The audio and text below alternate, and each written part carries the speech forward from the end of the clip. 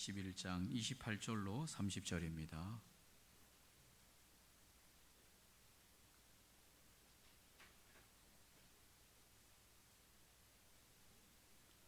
신약성경 마태복음 11장 28절로 30절입니다.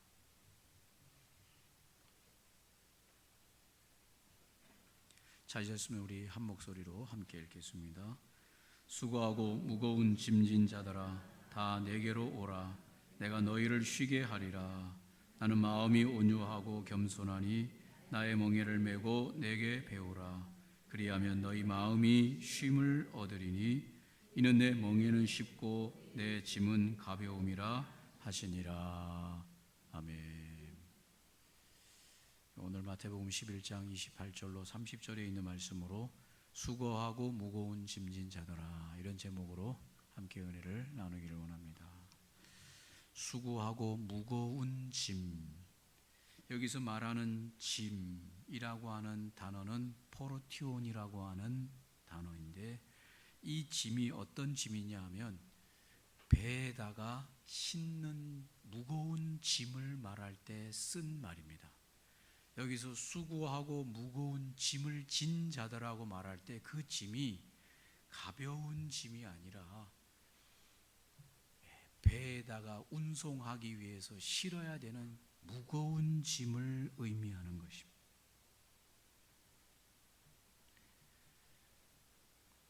여기서 말하는 수고하고 무거운 짐이라고 하는 이 수고하고 무거운 짐이 무엇인가? 첫 번째로 이 포르티온이라고 하는 이 무거운 짐은 유대 율법사들로 비롯한 유대 종교 지도자들이 백성들에게 지은 무거운 종교 의식적 행위들을 가리킨다고 볼 수 있습니다. 먼저 유대인들이 율법사들로부터 구원을 얻는 조건이 뭐냐? 구원을 받을 수 있는 길이 뭐냐? 율법을 지켜야 한다 라고 말을 했습니다. 여러분, 구원받아야 되겠습니까? 구원받지 않아야 되겠습니까? 구원받아야 되겠죠. 근데 구원받기 위해서 무거운 율법의 조항을 지켜야 구원받는다고 가르쳤습니다. 그래서 그들은 구원받기 위해서 613가지나 되는 그 율법의 조항을 지키기 위해서 무거운 짐을 지고 살아갔습니다. 이 교훈과 규칙을 지켜야만 구원에 이른다는 율법 준수는 유대인들에게 무거운 짐이었습니다. 우리는 이 짐을 져본 적이 없기 때문에 이 무거운 짐이 뭔지조차도 모르고 살아온 것입니다.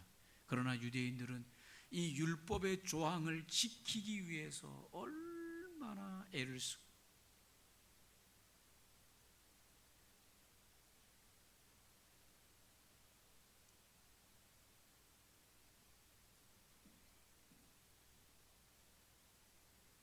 우리가 상상도 못하는 무거운 짐을 그들이 구원받기 위해서 그 율법의 조항을 지키면서 짐을 지려고 노력했다.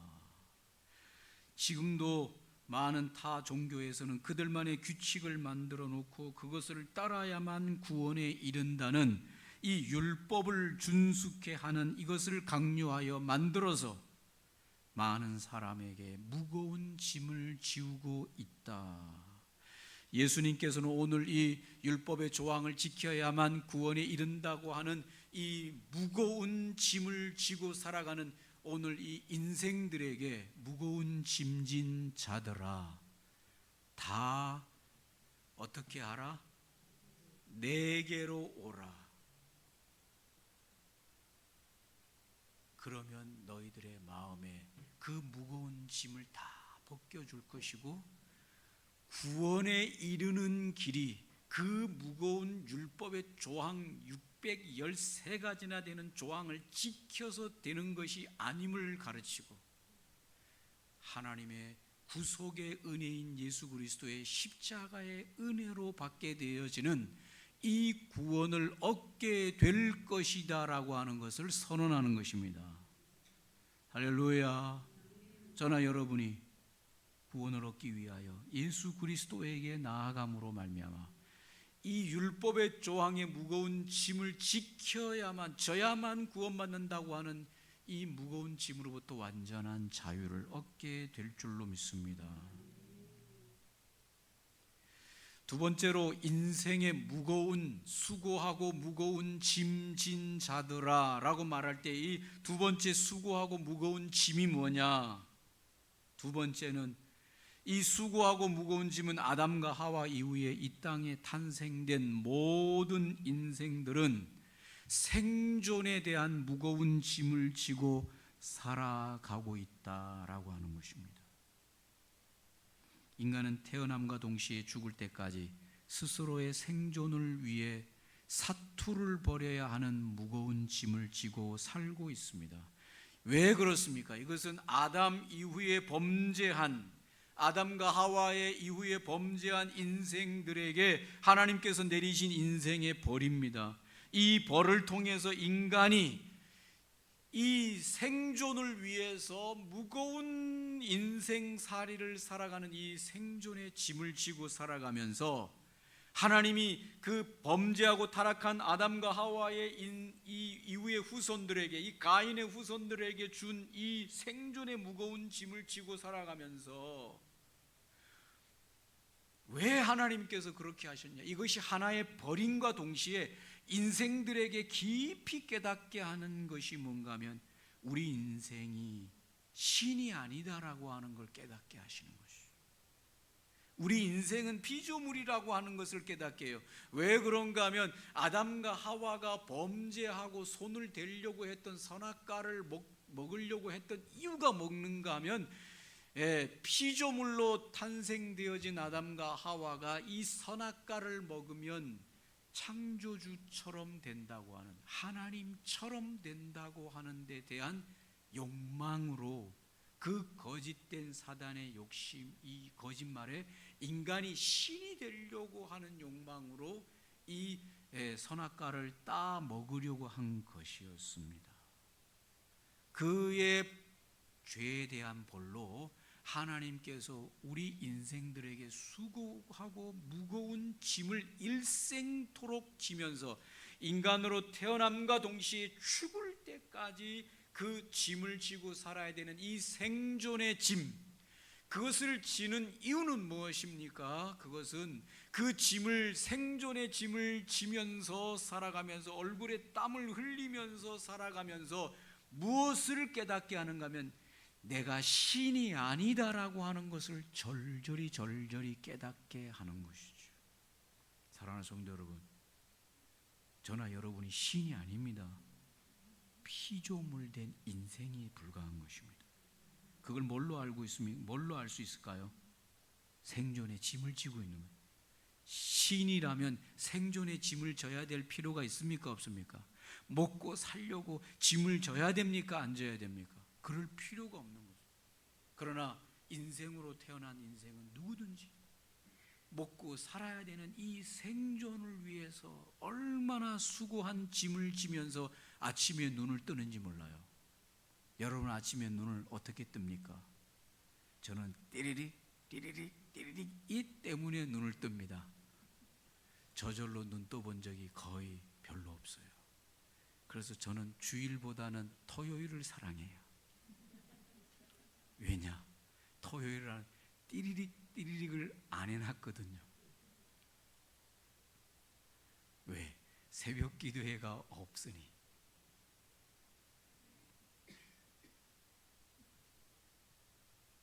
저절로 눈 뜰 때까지 가만히 절을 하든. 여러분 띠리릭으로 눈을 안 뜨고 자다가 저절로 눈이 다 떠지는 행복을 아시죠? 참 그런 날이 몇 날이 있겠습니까, 여러분? 그럴 날이 몇 날이 있겠습니까? 요즘 혹시 그렇게 눈 뜨는 분은요, 이 세상 사람이 아니에요.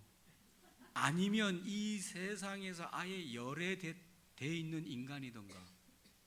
띠리릭 눈을 안 뜬다, 자연으로만 눈을 뜬다, 그분은 거의 주님하고 가까우신 분이든가 사회에서 많이 열애되어 있는 분들이에요. 대부분의 인생은 이 생존을 위해서 띠리릭에 눈을 뜨면서,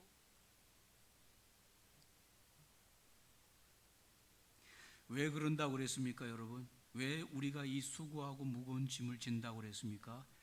인간임을 깨닫게 하는 것이. 내가 먹고 살아야 되는 인간이구나. 그래서 저는 생각을 많이 해봤어요. 뭘 많이 해봤냐? 왜 과학자들은 무슨 과학 타령하면서, 의학자들은 의학 타령하면서 요만한 알약 하나만 만들어가지고 그거 하나만 먹으면 1년 동안 밥 안 먹어도 살게, 왜 그런 걸 개발을 안 해가지고, 그럼 얼마나 좋겠습니까, 여러분? 그 알약 하나만 다 먹으면 1년 365일 설거지할 일, 밥할 일, 뭘 먹을까, 어디 가서 먹을까, 이 고민 없이, 여러분 그 고민 없이 어떻게 살란 말입니까? 아침 되면 뭘 먹을까, 점심 되면 뭘 먹을까, 이것만 살아갈 의미인데 혹시 그 고민을 빼앗을 수도 있겠지만은, 별로 먹는데 관심 없는 사람들은 그게 약간 고통이에요. 먹는데 관심 있는 사람은 그게 뭘까요? 삶의 유일한 낙이 되는 거죠. 오늘 뭘 먹을까? 둘 중에 어떤 건지 모르겠습니다만은, 그런 거 좀 만들지 왜 안 만들어서 삼시세끼 목구멍이 포도청이라고 먹고 뒤돌아서면 또 먹어야 되고 또 먹어야 되고, 행복일 수도 있지만 그게 어떻게 보면 먹고 살아야 되는 인생의 무거운 짐일 수 있는 가능성이 큰 것이죠. 그럴 때마다 인간이 얼마나 나약한 인생인가. 아무리 비싸고 아무리 좋은 데서 아무리 잘 먹어도 반때만 지나면 또 꼬르륵 하면서 또 먹을 거를 집어넣어라. 세상 망할 때까지 안 망하는 장사가 무슨 장사겠어요? 먹는 장사. 이거는 세상 다른 거는 다 안 해도 괜찮아요. 뭐 TV 안 봐도 괜찮고 자동차 안 타도 괜찮고 다 안 해도 괜찮은데, 먹는 거를 안 만들어낼 수는 없는 거예요. 그건 다 죽어야 되니까. 다 죽을 때까지 먹는 장사는 유지돼야 돼요.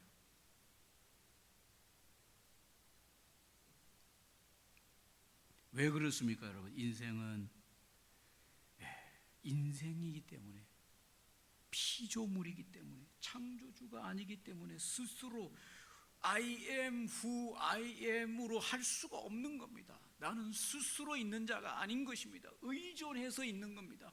먹어야 삽니다. 자야지 삽니다. 일을 해야지만이 삽니다. 안 그러면 살 수 없는 존재인 것을 통해서 뭘 깨달아야 되느냐? 인생 괴롭다가 아니라, 나는 인생이구나. 인생 후 인생이구나. 피조물 후 피조물이구나. 나는 절대로 어떤 것을 많이 가지고 있든 뭐 어떻게 하든지 간에 나는 신이 아닌 신을 요청하는 인간일 뿐이구나. 맞습니까? 그 인간이기 때문에 신을 요청해야 되는 거죠. 당신이 필요합니다. 하나님이 필요합니다. 하나님 없이는 내 인생은 아무것도 아닙니다. 아침에 눈을 뜰 때마다, 새벽에 눈을 뜰 때마다 폭탄이 머리 위로 안 떨어지게 해주신 것이 얼마나 감사해요. 아침에 저 붉은 태양이, 요즘 여러분 태양이 떠오를 때 보셨습니까? 정말 그 뒤에 후광이 쫙, 이 빛이 태양이 완전히 뜨기 전에 그 후광이 저 바닷가 쪽에서 올라오는데, 요즘 같은 날 바다에 새벽에 해 뜨기 전에 꼭 나가보세요. 맑은 날. 정말 신의 창조물이 얼마나 아름다워. 피곤해서 언제 그럴 시간 있습니까? 새벽 기도 나오셨다가 바다 한번 구경하고 집에 들어가시오. 기가 막히. 근데 이게 매번 그런 게 아니더라고요. 제가 볼 때 요 가을 요 때에 이 태양이 뜨기 전에 거기서 올라오는 이 붉은 기운이, 이건 상상도 못할, 여러분에게 팁을 드리는 겁니다. 해보세요. 어떤가?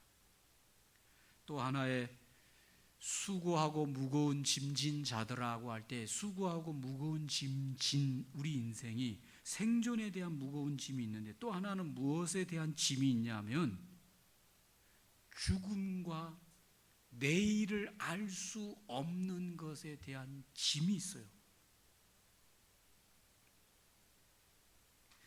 내일 무슨 일이 일어나는지를 적어도 알고 살아야 될 거 아닙니까? 내가 앞으로 무슨 일이 내 인생 가운데 일어날 것이라고 하는 게 뭔가 알고는 살아야 되잖아요.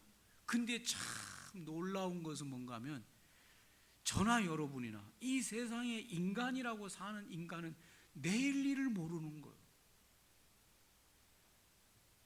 예측도 할 수도 없어요.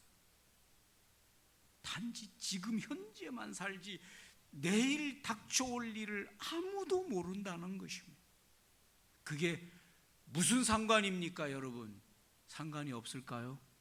내일을 알지 못하는 인생은, 내일을 맞이해야 될 우리 인생이 날마다 두려운 거예요. 한시도 이 두려움이 가실 날이 없어요. 내일 무슨 일이 벌어질까? 무슨 일이 닥칠까? 무슨 일이 올까?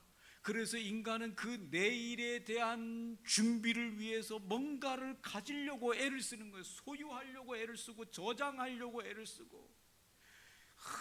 이것들이 혹시라도 내일에 무슨 일이 닥쳐올 때 나에 대한 어떤 두려움을 해결해 줄 수 있는 도구가 되지 않을까 하고 모아고 쌓고 준비하는 거 아닙니까? 왜 이렇게 인생이 수고하고 무겁냐? 내일 일을 다 안다 그러면, 10년 후를 내가 다 안다 그러면, 굳이 내가 지금 날마다 이 두려움과 염려와 근심 속에 살아갈 이유가 없잖아요. 근데 그 내일에 대한 예측이 뭐에 포함이 되어 있냐? 내가 내일 죽을 수도 있다. 그래서 이 땅에서 내 존재가 사라질 수도 있다라고 하는 것이 포함이 되어 있어요.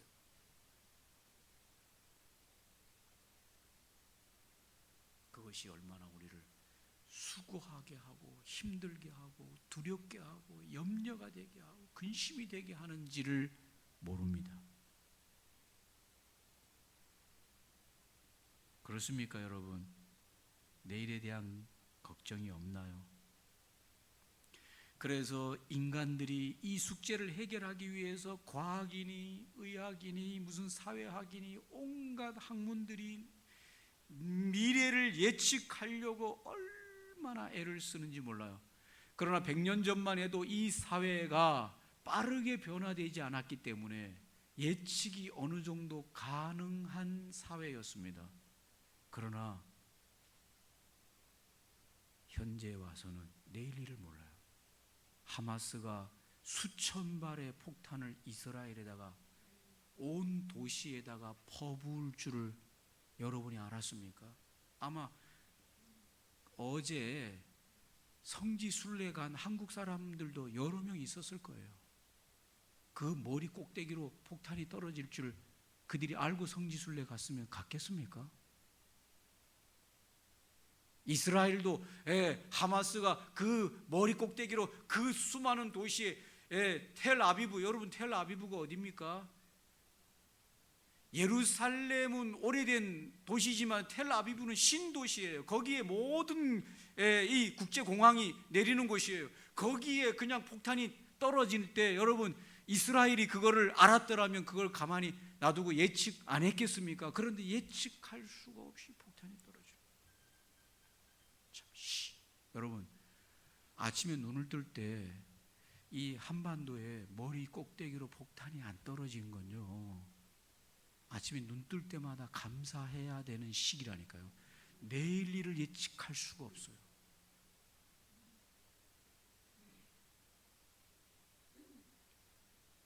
이스라엘 총리가 전쟁을 선포했습니다. 여러분, 중동 이게 화약고예요. 화약고. 이게 작은 일이 아니에요.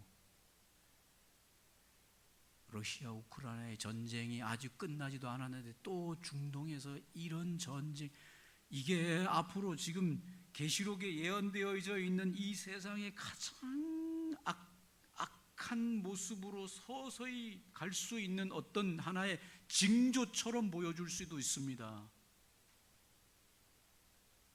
알 수가 없는 인생이 수고하고 무거워요.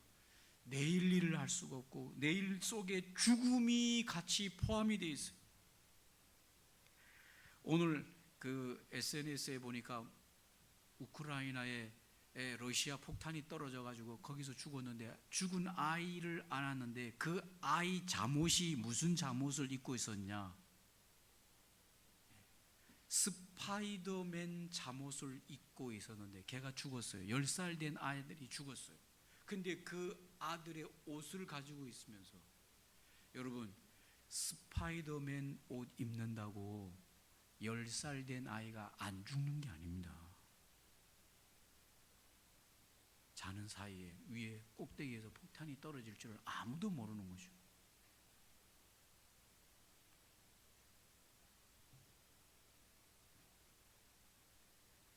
세 가지를 얘기했습니다. 하나는 종교적으로 구원을 위해서 무거운 짐을 지어놨다. 또 하나는 인생이 범죄하고 난 이후에 생존이라고 하는 이 무거운 짐을 인생 누구든지 지고 고통 가운데 살아가고 있다. 또 하나는 죽음을 포함한 내일에 대한 일을 알 수 없는 인생이기 때문에 그 인생이 내일에 대한, 또 닥쳐올 이 죽음에 대한 두려움과 염려 때문에 인생은 수고하고 무거운 짐으로 고통받고 있다. 이게 남 얘기가 아니죠. 모든 인생들의 이야기입니다. 그런데 오늘 예수님께서 복음을 선포하시기를 뭐라고 말씀하시냐? 수고하고 무거운 짐진 자들아, 다 내게로 오라.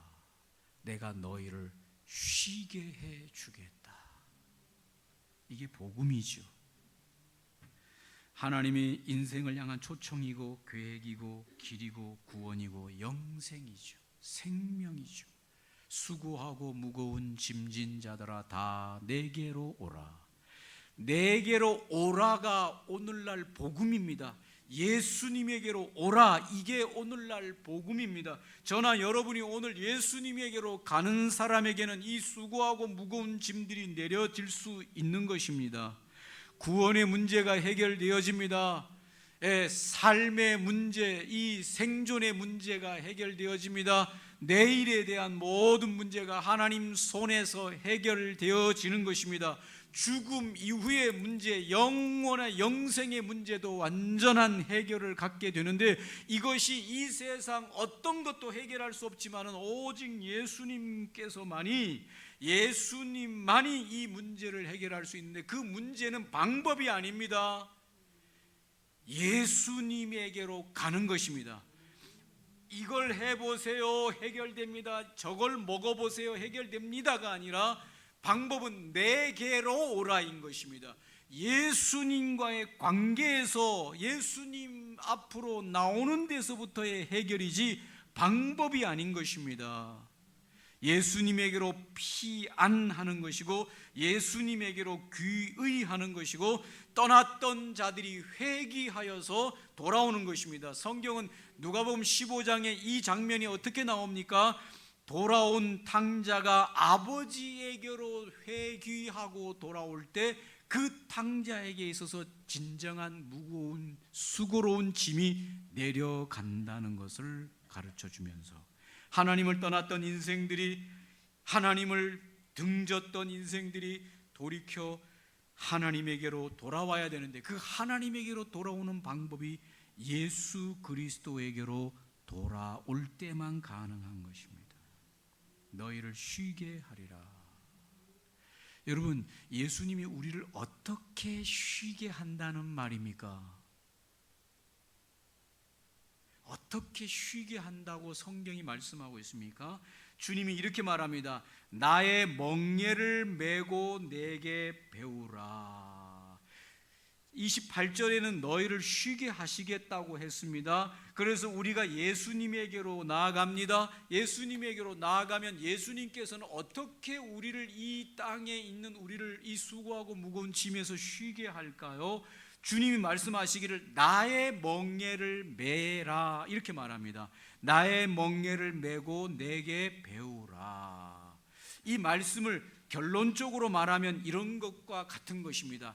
나와 함께 나의 멍에를 메자. 그러면 너의 마음이 쉼을 얻을 수 있을 것이다. 여러분, 오늘 예수님께서 우리에게 쉼을 주는 방법이 뭔가 하면 예수님과 함께 멍에를 메야만 된다는 겁니다. 할렐루야. 이게 뭘까요? 이 멍에라고 하는 이 단어인 이 쥐고스는 글자 그대로 가축이 짐수레를 효과적으로 끌 수 있도록 목에 씌우는 멍에, 이 요크라고 하는 단어인데, 이걸 가리키는데, 당시에는, 이 유대 당시에는 멍에를 맬 때 소를 한 마리를 우리나라처럼 사용할까요? 두 마리를 사용할까요? 두 마리. 여기에 힌트가 있습니다. 이 두 마리 소를, 멍에가 하나예요. 각각의, 우리 한국 소들은 한 마리이기 때문에 멍에를 하나를 씌워가지고 이리야 하면서 끌고 갑니다. 그런데 이 외국에서 멍에를 매는 거 잘 보면 이 두 마리 소가 한 멍에를 매요. 이해되시죠? 예. 한 마리 소가 끌지 않습니다. 두 마리 소가 딱 붙어 있고 그 두 마리 소를 긴 나무로 이 두 마리 소를 함께 묶어 놓은 멍에를 끌게 한다는 데 비밀이 있습니다. 여기서 나의 멍에를 메고 내게 배우라고 하는 것은 예수님과 함께 딱 붙어서 같은 멍에를 맨 인생으로 살아라. 그러면 너희 마음에 쉼을 얻을 수 있다.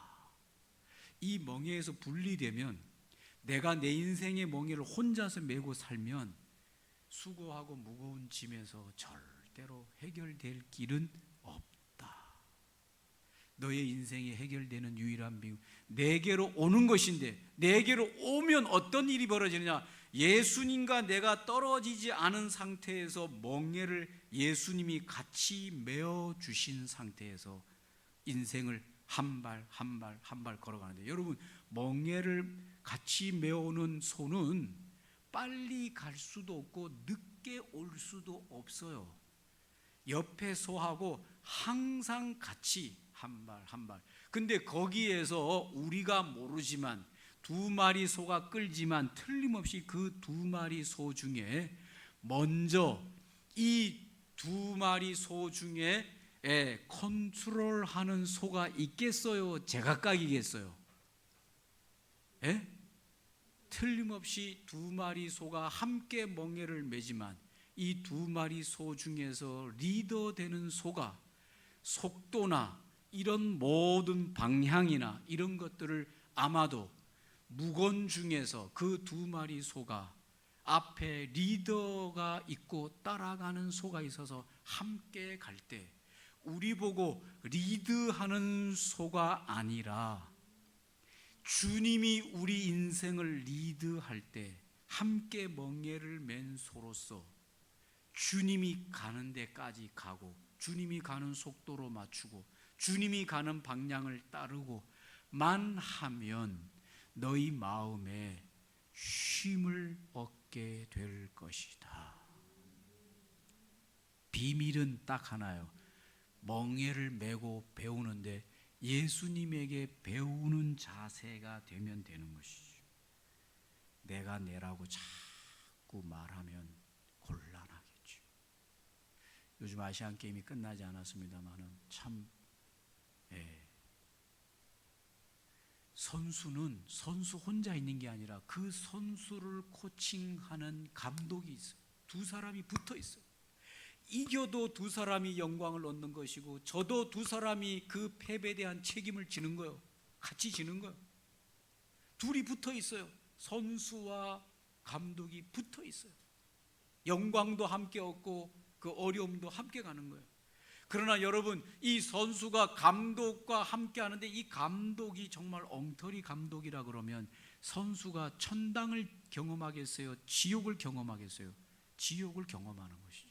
그러나 정말 최고의 리더요 베테랑인 이 감독을 만난다면 그 선수가 부족해도 그 선수는 천당을 경험할 수 있는 선수의 인생으로 멍에를 같이 메고 갈 수 있는 것이죠. 그 감독이 시키는 대로, 그 감독이 하라는 대로, 그 감독이 조언하는 대로 배울 마음만 있다면 그 선수는 훌륭한 선수가 되는데 어려움이 없을 것입니다. 사랑하는 성도 여러분, 주님을 감독으로 함께 멍에를 매 보시지는 않겠습니까? 그러면 그동안에 나랑 같이 멍에를 맸던 어떻게 할까요? 누가 같이 그동안에 멍에를 맺겠습니까? 옛사람이 우리 옆에 같이 멍에를 매면서 우리를 얼마나 충동질하고 괴롭혔는지. 야, 옆집에 땅 샀대, 논 샀대, 집 샀대, 저 집 아들은 뭐 했대, 저 집 딸은 뭐 했대 하면서 우리를 계속 충동시키면서 인생 괴롭게 너 그래서 되겠냐, 너 그래서 안 되지, 그러면서 계속 우리 옆에서 우리 멍에랑 함께 메고 다니는 이 사탄이나 옛사람이 우리 인생을 충동하니 하루하루가 괴로운 것이죠. 안 그렇습니까?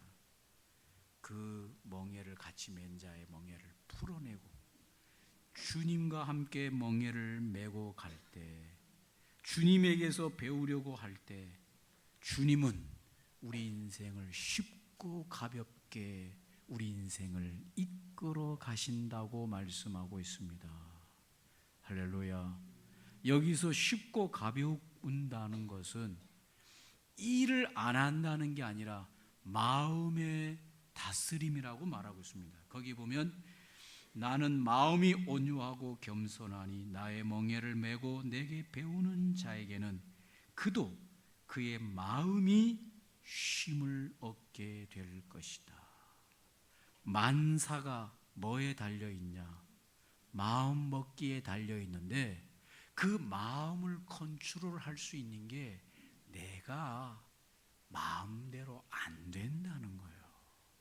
성령의 다스림 속에서만이 내 마음이 평온하고 다스림 받을 수 있지, 성령과 함께하지 아니하고 주님과 함께하지 않으면 우리 마음은 거친 풍랑처럼 우리를 날마다 괴롭히는 것입니다. 마지막 실례를 하나 들고 마치기를 바랍니다.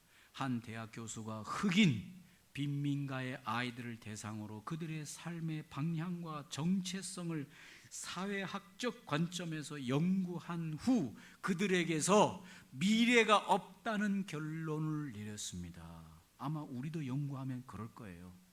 그리고 수십 년이 흐른 뒤 그들을 다시 찾아보았을 때 그는 깜짝 놀랐습니다. 왜냐하면 자기가 미래가 없다고 결론을 내린 이 흑인 빈민가의 아이들이 대부분 그 사회 속에서 성공한 인생으로 나타났습니다. 살고 있었습니다. 그래서 그 교수가 자기는 미래가 없다고 결론 논문을 내렸는데 어떻게 이런 일이 있냐고 그 원인을 뒤쫓아 찾기 시작했는데 놀랍게도 그 원인은 그 빈민가에서 헌신과 사랑을 가지고 아이들을 가르치던 초등학교 교사 한 사람의 가르침에 있었다라고 하는 것에 원인을 찾게 된 것입니다. 한 교사의 헌신과 사랑이 소망도 미래도 없던 그 아이들의 미래와 마음과 생각을 돌려놓음으로 그들이 미래 시간 속에서 훌륭한 인생들로 자라났다. 누구를 만나야 됩니까, 여러분? 주님이 나와 함께 멍에를 매지 않겠냐? 인생 너무 힘들게 살 필요 없습니다. 새벽마다 아침마다 눈을 뜰 때마다 주님과 함께 멍에를 매기를 원합니다 라고 말하고, 주님이 가르쳐 주시고 주님이 인도하시는 대로 따르기를 원합니다. 아는 채 좀 그만하겠습니다. 뭘 아는 채 좀 그만하겠습니다. 나는 모르는 인생입니다. 한치 앞을 모르는 인생입니다. 내 죽음도 언제 어떻게 오는지도 모르는 인생입니다. 나는 모릅니다. 주님, 나는 주님이 필요합니다. 이렇게 어린아이처럼 겸손하게 배우기를 원하기만 한다면 주님은 우리와 함께 멍에를 메어주시고 우리 인생을 쉽고 가볍게 인도하여 주실 줄 믿습니다. 할렐루야. 주님과 함께 멍에를 메십시다. 오늘 말씀을 기억하시면서, 하나님, 우리 인생이 참 무거운 인생, 수고한 인생, 짐진 인생에 살았습니다. 그 이유는 내가 뭘 좀 해보고 내가 뭘 좀 안다고 내가 뭘 좀 이렇게 저렇게 살아왔습니다. 그러나 하나님, 수고하고 무거운 인생일 뿐입니다. 주님과 함께 멍에를 매기를 원합니다. 주님에게 배우기를 원합니다. 하나님, 나를 가르치시고 나를 겸손하게 하시고 주님과 함께 멍에를 매게 하소서. 함께 기도하겠습니다.